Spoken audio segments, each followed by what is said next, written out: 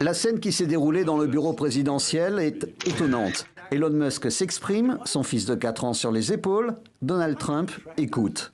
Devant les journalistes et après avoir reposé son fils, l'homme le plus riche du monde et patron du département de l'efficacité gouvernementale a exposé son programme.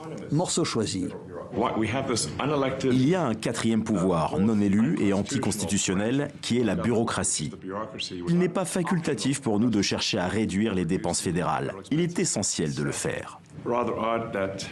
Nous trouvons assez étrange qu'un certain nombre de personnes dans la bureaucratie aient un salaire de quelques centaines de milliers de dollars, mais qui pourtant parviennent à accumuler des dizaines de millions de dollars.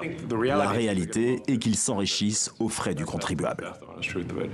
Elon Musk et Donald Trump affirment sans donner de preuves avoir découvert dans l'administration des centaines de millions de dollars issus de la corruption et de diverses fraudes.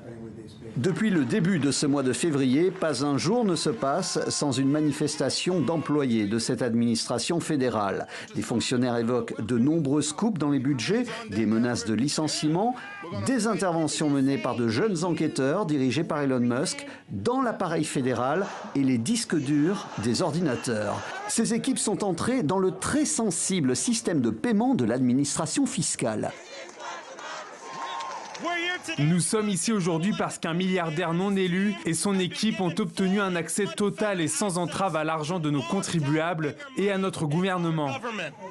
Ce problème-là a été réglé par un juge fédéral qui a décidé de suspendre cet accès aux informations fiscales pour les équipes d'Elon Musk. Un accroc juridique, des élus démocrates remontés et une inquiétude de plus en plus perceptible dans le camp républicain. Certains s'inquiètent de cette prise de contrôle du budget par le milliardaire Musk.